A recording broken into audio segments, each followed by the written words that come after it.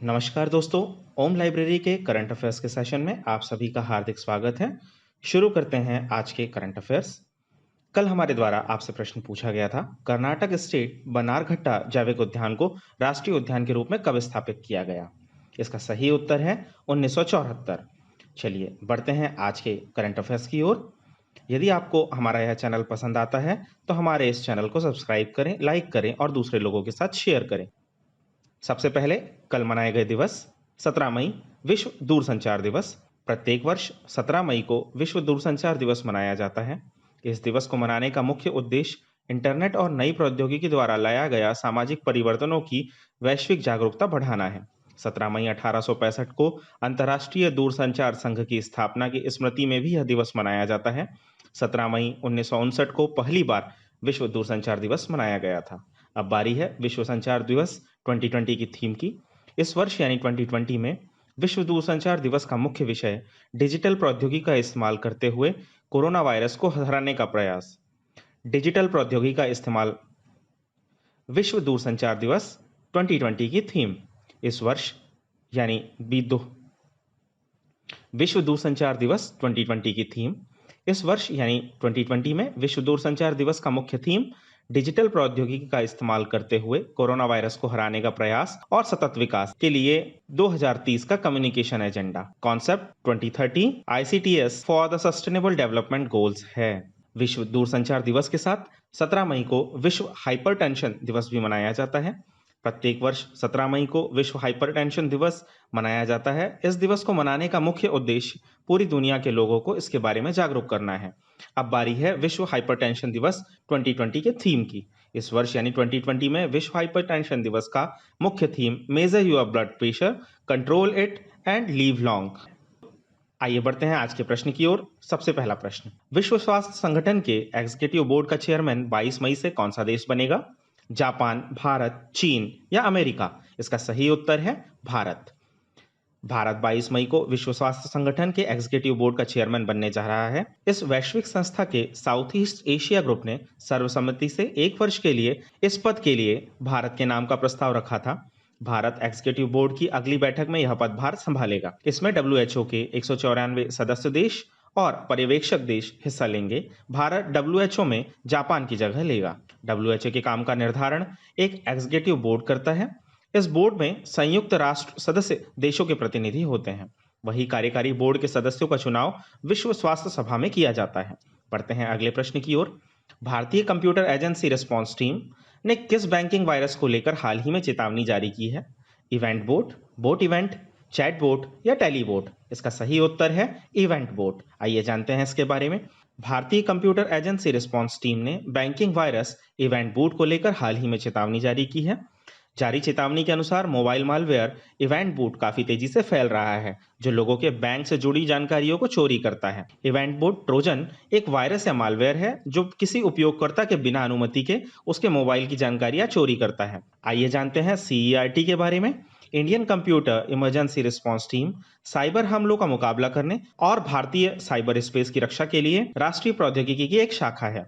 यह देश में हैकिंग, साइबर सुरक्षा खतरों, फिशिंग के विरुद्ध कार्य करती है। बढ़ते हैं अगले प्रश्न की ओर। हाल ही में दक्षिण पूर्व बंगाल की खाड़ी बीओबी में कौन सा चक्रवाती तूफान उत्पन्न हुआ? अम्फान, सिम्फान, सोलन या फाल्कान? इसका सही उत्तर है अम्फान। आइए जानते हैं अम्फान के बारे में। 15 मई की सुबह दक्षिण पूर्व बंगाल की खाड़ी के ऊपर का दबाव एक गहरे दबाव में तीव्र हो गया और 16 मई के 17:30 बजे बीओपी के मध्य भागों के ऊपर चक्रवाती तूफान अम्फान के रूप में बदल गया। इसके अगले 12 घंटों के दौरान और तीव्र होकर एक बहुत ही गंभीर तूफान के रूप में बदलने की आशंका है। इसके चलते उड़ीसा और पश्चिम बंगाल के 12 जिलों में हाई अलर्ट जारी किया गया है। बढ़ते हैं अगले प्रश्न की ओर। हाल ही में वित्त मंत्री ने टॉप टू टोटल योजना की घोषणा की। इसके अंतर्गत कितने रुपयों का प्रावधान किया गया है? 400 करोड़ रुपए, 500 करोड़ रुपए, 600 करोड़ रुपए या 800 करोड़ रुपए? इसका सही उत्तर है 500 करोड़ रुपए। आइए जानते हैं टॉप टू टोटल योजना के बारे में। आत्मनिर्भर भारत अभियान के 5वें चरण में वित्त मंत्री ने इस दौरान टॉप टू टोटल योजना की घोषणा की। इसके अंतर्गत 500 करोड़ रुपए का प्रावधान किया गया है। पहले यह टमाटर, प्याज और आलू के लिए था, लेकिन अब अन्य सभी फल और सब्जियों के लिए लागू किया जाएगा। जिन खाद्य पदार्थों के खराब होने का डर रहता था, उन्हें किसानों को कम दाम पर बेचना पड़ता था। लेकिन अब किसानों के लिए सरकार ने इस योजना के तहत कुछ अच्छे उपाय लाए हैं। इसमें ऑपरेशन ग्रीन का विस्तार टमाटर, प्याज और आलू, जिसे टॉप कहा जाता था, टमाटो, ऑनियन एंड पोटैटो से बढ़ाकर अन्य सभी फल सब्जियों टोटल के लिए किया जाएगा। जैसे आप समझ रहे हैं, टॉप टू टोटल, TOP से टोटल के लिए लिया गया है। अतः इस योजना का नाम टॉप टू टोटल रखा गया है।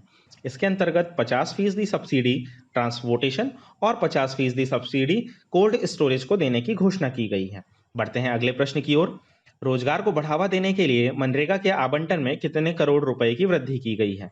40,000 करोड़ रुपए, 45,000 करोड़ रुपए, 50,000 करोड़ रुपए या 60,000 करोड़ रुपए? इसका सही उत्तर है 40,000 करोड़ रुपए। बढ़ते हैं अगले प्रश्न की ओर। डिजिटल ऑनलाइन शिक्षा तक बहुमाध्यम पहुंच के लिए कौन सा कार्यक्रम शुरू करने की घोषणा की गई है? PM ई विद्या योजना, मनोदर्पण, PM ई लाइब्रेरी योजना या इनमें से कोई नहीं? इसका सही उत्तर है PM ई विद्या योजना। जानते हैं PM ई विद्या योजना के बारे में। PM ई विद्या योजना डिजिटल ऑनलाइन शिक्षा तक बहुमाध्यम पहुंच के लिए एक कार्यक्रम है जिसे जल्द ही शुरू किया जाएगा। ऑनलाइन लर्निंग के लिए केंद्र सरकार ने one nation one digital platform योजना को शुरू करने का ऐलान किया है। इसके तहत कई कोर्स, संबंधित चैनल, रेडियो, ई कोर्स आदि शुरू किए जाएंगे। इस कार्यक्रम का उद्देश्य छात्रों को ऑनलाइन शिक्षा देना है। इसी के साथ दीक्षा पोर्टल स्कूल एजुकेशन के लिए ई कंटेंट और QR कोड से जुड़े किताब उपलब्ध कराए जाएंगे। इसका नाम one nation one digital platform होगा। बढ़ते हैं अगले प्रश्न की ओर।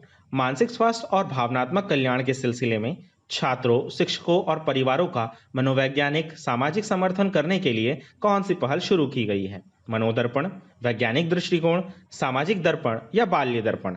इसका सही उत्तर है मनोदर्पण। आइए जानते हैं मनोदर्पण के बारे में। मनोदर्पण मानसिक स्वास्थ्य और भावनात्मक कल्याण के सिलसिले में छात्रों, शिक्षकों और परिवारों का मनोवैज्ञानिक सामाजिक समर्थन करने के लिए एक पहल है जो तुरंत ही शुरू की जाएगी। इसे आत्मनिर्भर भारत अभियान के तहत शुरू किया जाएगा। बढ़ते हैं अगले प्रश्न की ओर। हाल ही में केंद्र सरकार ने वर्ष 2020-21 के लिए राज्यों की उधार की सीमा 3% से बढ़ाकर कितने प्रतिशत करने का फैसला लिया है? 2%, 4%, 5% या 6%? इसका सही उत्तर है 5%। आइए जानते हैं इसके बारे में। केंद्र ने केवल वर्ष 2020-21 के लिए राज्यों के उधार की सीमा को बढ़ाकर 3% से 5% करने का फैसला लिया है। अभी तक वे राज्य के सकल घरेलू उत्पाद GDP के 3% तक ही बाजार से कर्ज ले सकते थे। इससे राज्यों को 4.28 लाख करोड़ रुपए के अतिरिक्त संसाधन मिल सकेंगे।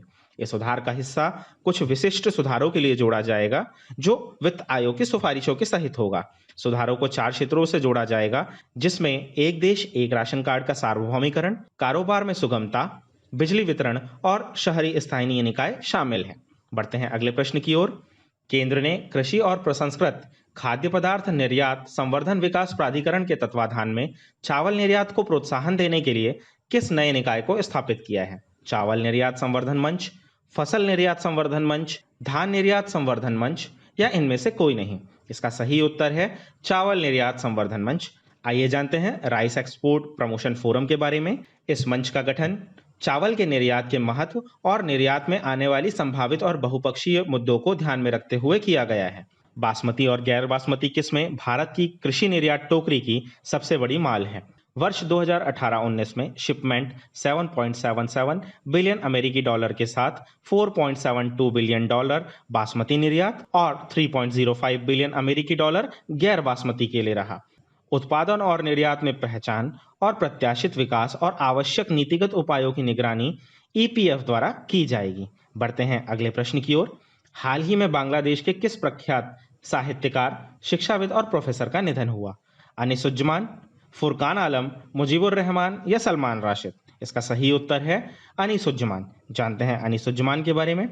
प्रोफेसर अनीसुज्जमान ने अपने शानदार कैरियर में शिक्षाविद, अकादमिक लेखक और सामाजिक कार्यकर्ता के रूप में विभिन्न पुरस्कार प्राप्त। उन्हें 1985 में एकुशी पदक, जो बांग्लादेश का दूसरा सर्वोच्च नागरिक सम्मान है, से सम्मानित किया गया था। 2014 में भारत सरकार द्वारा उन्हें पद्म भूषण पुरस्कार से भी सम्मानित किया जा चुका है। इनकी मृत्यु हाल ही में कोविड-19 के कारण हुई है। चलिए, इस प्रकार हमारे आज के करंट अफेयर समाप्त होते हैं। अब आप सभी के लिए आज का प्रश्न। भारत के पूर्व मुक्केबाज अखिल कुमार को राष्ट्रीय डोपिंग रोधी एजेंसी नाडा ने अनुशासन पैनल में फिर से शामिल किया है। आपको बताना है कि नाडा के महानिर्देशक कौन हैं। विनीत टांडा, सनी चौधरी, चारू प्रज्ञा या नवीन अग्रवाल। कृपया अपने उत्तर कमेंट बॉक्स में दें। आई होप कि आपको हमारा आज का करंट अफेयर्स का सेशन बहुत पसंद आया होगा। यदि आपको हमारा यह सेशन पसंद आया है तो इसे ज़्यादा से ज़्यादा सब्सक्राइब करें, लाइक करें और अपना उत्तर कमेंट बॉक्स में देना ना भूलें। इसके साथ हमारे द्वारा 1 मई से 15 मई तक के करंट अफेयर्स को भी तैयार किया गया है, जिसकी लिंक डिस्क्रिप्शन बॉक्स में दी गई है। कृपया हमारे चैनल को ज़्यादा से ज़्यादा सब्सक्राइब करें एवं लोगों के साथ शेयर करें। धन्यवाद।